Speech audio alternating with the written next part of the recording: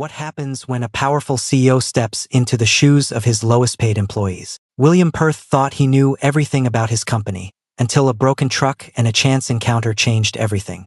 Can one man's journey through hardship lead to redemption for many? The engine groaned as William Perth gripped the steering wheel, the vibrations of the old truck rattling through his hands. He'd chosen this particular vehicle deliberately, a relic from his company's fleet, barely holding together. The irony wasn't lost on him. As the CEO of one of the largest logistics companies in the country, he'd built an empire on efficiency and innovation. Yet here he was, bouncing along a pothole-riddled rural road, feeling every jolt and shudder of a system he thought he understood. William had always prided himself on being a hands-on leader. He'd started from the bottom, or so he liked to tell himself. But the truth was, it had been years since he'd truly connected with the day-to-day realities of his business. Lately, whispers of discontent had reached his ears, rumors of overworked drivers, unsafe conditions, and a growing disconnect between the corporate office and the people who kept the wheels turning. Literally. So he'd made a decision. Disguised in a worn flannel shirt, scuffed boots, and a cap pulled low over his eyes, William had become Bill, a new hire taking on a rural delivery route. It was supposed to be a fact-finding mission, a way to see the cracks in the system firsthand. But as the truck's engine sputtered and died on a lonely stretch of road outside Brooksville, William realized he might have bitten off more than he could chew. The sun was dipping low, casting shadows across the fields as William climbed out of the cab. He kicked the tire in frustration, the metallic clang echoing in the stillness. No signal on his phone, no other cars in sight. Just the endless stretch of road and the faint hum of cicadas in the distance. He grabbed his duffel bag and started walking, the weight of his situation settling heavily on his shoulders. About a mile down the road, he spotted a flickering neon sign, Brooksville Diner and Motel. The place looked like it had seen better days, its paint peeling and windows fogged with age. But it was the only sign of life for miles. William pushed open the door, the bell jingling overhead, and stepped into the warm, greasy air of the diner. A young woman behind the counter looked up, her expression a mix of surprise and curiosity. She couldn't have been more than 30, with tired eyes that seemed to carry the weight of the world. Her name tag read Lori. "You lost?" she asked, her voice tinged with a hint of amusement. "You could say that," William replied, forcing a smile. "Truck broke down a ways back. Any chance you've got a mechanic in town?" Lori shook her head. "Closest one's in Millerton, about 20 miles east. But old Joe might be able to take a look in the morning. He's got a shop out by the highway." William sighed, running a hand through his hair. "Guess I'm stuck here for the night, then." Lori gestured to a booth by the window. "Sit down. I'll get you some coffee. You look like you need it." As William slid into the booth, he couldn't help but notice the diner's worn charm, the cracked vinyl seats, the faded photos of the town's heyday on the walls, the faint smell of bacon and coffee that seemed to have seeped into the very fabric of the place. It was a far cry from the boardrooms and luxury hotels he was used to, but there was something oddly comforting about it. Lori returned with a steaming mug of coffee and a slice of pie. "On the house," she said with a small smile. "You look like you've had a rough day." William thanked her, struck by her kindness. As they talked, he learned that Lori had been working at the diner for years, ever since her husband passed away. She'd been left with nothing but debt and a mountain of bills, and the diner was the only thing keeping her afloat. "I've got dreams, you know," she said, her voice softening.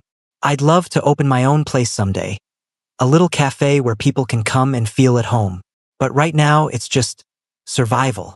William listened, his chest tightening with a mix of guilt and admiration. He'd spent years focused on profit margins and shareholder meetings, but here was someone who embodied the very essence of resilience. And yet, her struggles were a stark reminder of the people his company had failed. People like Lori, who deserved better. As the night wore on, William found himself opening up in ways he hadn't expected. He told Lori about his own struggles, carefully omitting his true identity, and shared stories of his early days in the business. He also faced his challenges, and so he wasn't making things up, but he felt good about being close to this reality so far from what he knew. When Lori offered him a room at the motel for the night, William accepted gratefully. As he lay in the narrow bed, staring at the water-stained ceiling, He couldn't shake the feeling that this detour was more than just a breakdown. It was the beginning of something he couldn't yet name. Outside, the cicadas hummed, and the stars stretched endlessly above the quiet town of Brooksville. William closed his eyes, the weight of the day pulling him into a restless sleep. Tomorrow he'd figure out how to fix the truck. But deep down, he knew the real repairs would take much longer. The morning sun filtered through the thin curtains of the motel room, casting a pale golden light across the worn carpet. William woke to the sound of distant chatter and the clatter of dishes from the diner next door. For a moment, he forgot where he was, the unfamiliar surroundings pulling him out of his usual routine. Then it all came rushing back. The broken truck, the diner, Lori. He dressed quickly, his mind already racing with the day's tasks. He needed to get the truck fixed, but more than that, he needed to understand what had brought him here. The conversation with Lori the night before had left him unsettled, her words echoing in his mind like a refrain he couldn't shake. When he stepped into the diner, Lori was behind the counter, her hands busy with a coffee pot. She looked up and smiled, though the shadows under her eyes hinted at another sleepless night. "Morning," she said, pouring him a cup without asking. "Joe's on his way. He'll take a look at your truck, but don't get your hopes up. That old thing might be beyond saving." William chuckled, though the thought of being stranded indefinitely sent a pang of anxiety through him. "Thanks, and thanks for the pie last night. It was exactly what I needed." Lori shrugged, but her smile warmed. "It's what we do around here. Look out for each other." As William sipped his coffee, he found himself watching her. The way she moved with practiced efficiency, the way she greeted every customer by name, the way she carried herself with a quiet strength that belied her struggles. He wanted to know more about her, about the life she'd built in this small town. When Joe arrived, a grizzled man with grease-stained hands and a no-nonsense attitude, William followed him out to the truck. The mechanic poked around under the hood, muttering to himself, while William leaned against the side of the vehicle, trying to mask his impatience. "She's seen better days," Joe said finally, wiping his hands on a rag. "I can patch her up enough to get you to Millerton, but you're gonna need a real mechanic to get her back on the road for good." William nodded, though the delay grated on him. He wasn't used to being at the mercy of others, and the helplessness gnawed at him. But as he went back to the diner, he realized this might be an opportunity, a chance to dig deeper into the life he'd only glimpsed the night before. Lori was clearing tables when he returned, her movements quick and efficient. William hesitated, then grabbed a rag and began helping her wipe down the counters. She raised an eyebrow but didn't stop him. "You don't have to do that," she said after a moment. "I know," William replied, "but I want to." They worked in silence for a while, the rhythm of the diner settling around them like a familiar song. When the breakfast rush died down, Lori gestured for William to join her in a booth. She slid a plate of eggs and toast across the table, and he realized he hadn't eaten since the night before. As they ate, Lori began to open up. She told him about her husband, a truck driver who'd worked long hours to provide for their family. He'd been fired unexpectedly, accused of a mistake that wasn't his fault, and the stress had taken its toll. He'd passed away just a year later, leaving Lori to pick up the pieces. "He worked for Perth Logistics," she said, her voice steady but laced with bitterness. "They didn't care about him, just another number to them." William's stomach churned, though he kept his expression neutral. He knew the company had its flaws, but hearing it from someone who'd been directly affected was a gut punch. "I'm sorry," he said quietly. "That shouldn't have happened." Lori shrugged, though her eyes glistened with unshed tears. "It is what it is. I just wish things had been different." William wanted to tell her the truth, to reveal who he was and promise to make things right. But he couldn't, not yet. Instead, he asked about her dreams, about the cafe she'd mentioned the night before. Her face lit up as she described her vision. A cozy space with mismatched chairs and a menu filled with comfort food. "It's probably just a pipe dream," she admitted, "but it keeps me going, you know?" William nodded, though his mind was already racing. He thought about the resources at his disposal, the changes he could make if he had the courage. But more than that, he thought about Lori, her resilience, her kindness, her quiet determination. She deserved more than just survival.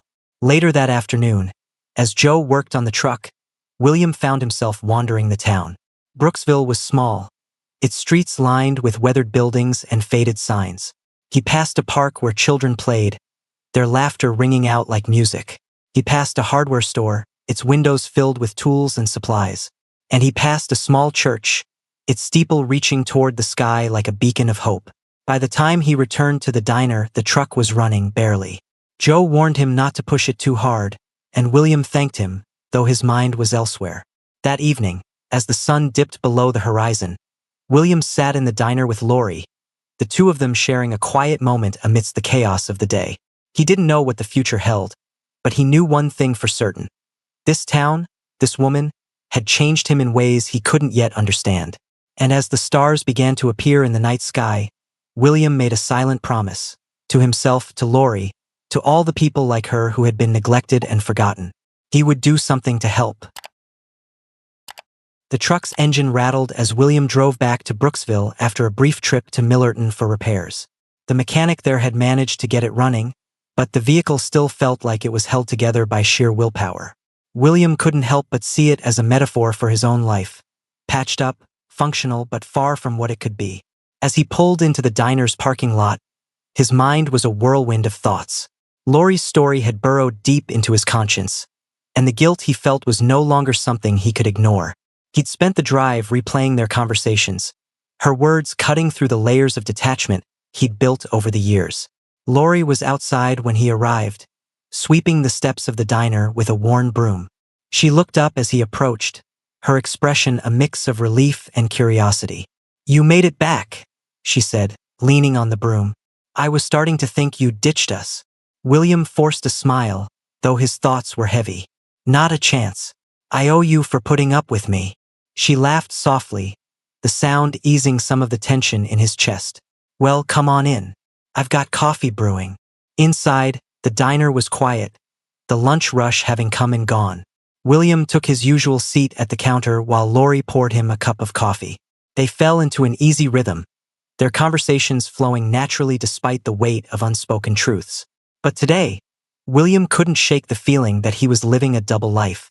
Every kind word from Lori, every glimpse of her resilience, only deepened his guilt. He needed to do something. Later that afternoon, Lori's brother, Tom, stopped by the diner. He was a truck driver, like Lori's late husband, and his presence was a stark reminder of the world William had been trying to understand. Tom was in his early 40s, with a weathered face and calloused hands that spoke of years of hard work. William introduced himself as Bill, the alias he'd been using, and struck up a conversation. Tom was hesitant at first, but soon he was sharing stories of life on the road. The long hours, the poor pay, the constant pressure to meet impossible deadlines. "It's not just the job," Tom said, his voice tinged with frustration. "It's the way they treat us, like we're disposable. You make one mistake and you're out. No second chances." William listened, his stomach twisting with every word. He thought about the policies he'd signed off on, the decisions he'd made from the comfort of his office. He'd never considered the human cost, not really. When Tom left, William sat in silence, his coffee gone cold. Lori watched him from across the counter, her brow furrowed. "You okay?" she asked. William looked up, meeting her gaze. "I don't know," he admitted. "I just keep thinking about what you and Tom said, about how hard it is for people like you. It's not right." Lori sighed, leaning against the counter. "It's the way things are. Doesn't make it fair. But what can you do?" William's jaw tightened. "Maybe there's something I can do." That night, William lay awake in his motel room, the weight of his thoughts keeping sleep at bay. He thought about the people who'd been let down by his company, the policies he'd implemented, and profits he'd prioritized over people. And he thought about the man he'd become, someone so disconnected from the world he was supposed to serve. By morning, he'd made a decision. He found Lori at the diner, her hands busy with the morning prep. She looked up as he entered, her expression softening when she saw the determination in his eyes. "I need to tell you something," William said, his voice steady despite the storm raging inside him. Lori set down the knife she'd been using to chop vegetables and wiped her hands on her apron. "Okay," she said slowly. "What is it?" William took a deep breath, the words heavy on his tongue. I'm not who you think I am. My name isn't Bill. It's William. William Perth. Lori's eyes widened, her hands gripping the edge of the counter. As in, the CEO of Perth Logistics? William nodded, bracing himself for her reaction. Yes, I came here to see what life was like for our drivers, for people like you. And what I've seen, it's changed me. For a moment, Lori just stared at him, her expression unreadable. Then, to his surprise, she laughed. A short, incredulous sound. You've got to be kidding me. I'm not, William said, his voice earnest. I know I don't deserve your trust, but I want to make things right. Starting with you. He explained his plan, to offer her a remote job with the company, one that would give her the stability and opportunity she deserved. He also promised to overhaul the company's policies, starting with fairer treatment for drivers and better support for their families. Lori listened in silence, her arms crossed over her chest. When he finished, she shook her head. You think this fixes everything? A job and a few policy changes? No, William admitted. But it's a start. And I'm not going to stop until I've made things right. Lori studied him for a long moment, her gaze piercing. Then slowly she nodded. Okay, I'll take the job. But don't think this means I trust you. William smiled, though his heart ached with the weight of her words. I don't expect you to, but I'm going to earn it. As he left the diner, the morning sun warming his face, he felt like he was finally heading in the right direction. The drive back to his city was a blur of highways and rest stops, the old truck groaning under the strain of the journey. William's mind, however, was far from the road. He replayed his conversation with Lori over and over, her words a constant reminder of the stakes at hand. She'd agreed to his offer, but her skepticism had been palpable. He couldn't blame her. Trust wasn't something he could buy, it had to be earned. When he finally arrived at the corporate office, the gleaming glass building felt alien to him. The polished floors, the hushed whispers of employees, the scent of expensive coffee. It all seemed disconnected from the world he'd just left behind. He walked through the lobby with a newfound purpose, ignoring the curious glances of his staff. His assistant, Claire, was waiting for him in his office, her usual composure slipping as she took in his disheveled appearance. Mr. Perth, are you? I'm fine, William interrupted, his tone sharper than he intended. He softened his voice.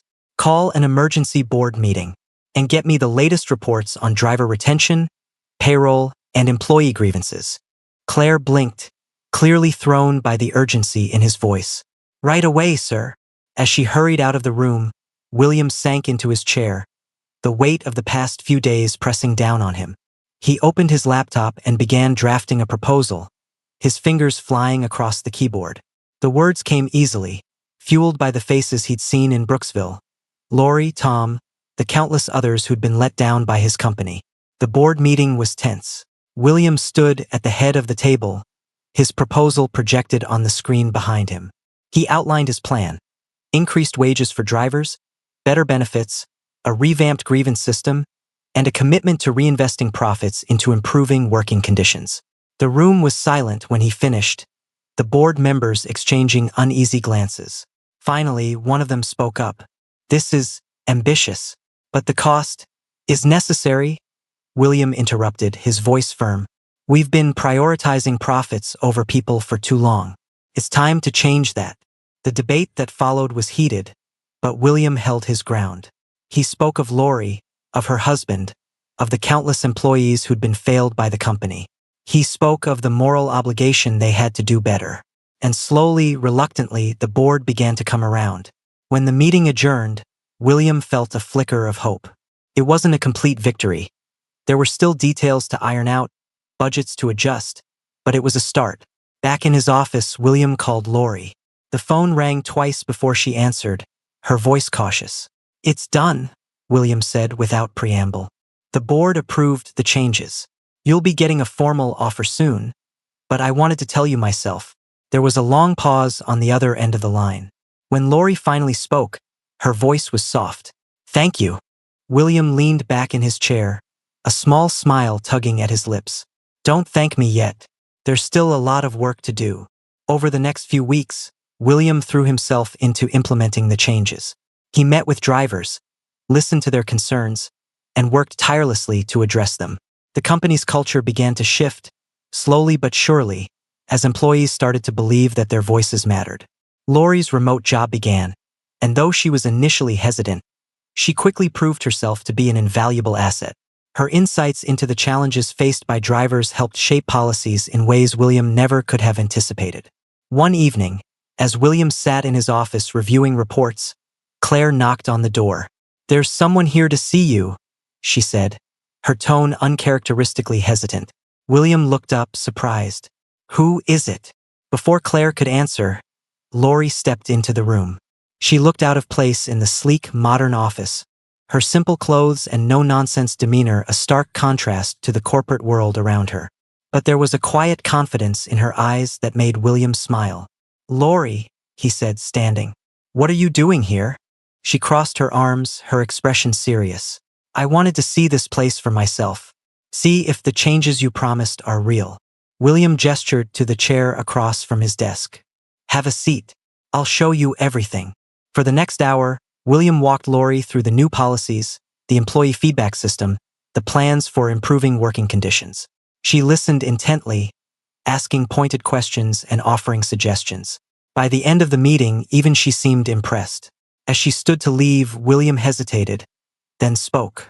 "Thank you," he said quietly, "for giving me a chance to make things right." Lori studied him for a moment, then nodded. "You're welcome. But don't think this means I'm done holding you accountable." William smiled. "I wouldn't expect anything less." After she left, William sat back in his chair, a sense of quiet satisfaction settling over him. The road ahead was long, and there would undoubtedly be challenges along the way.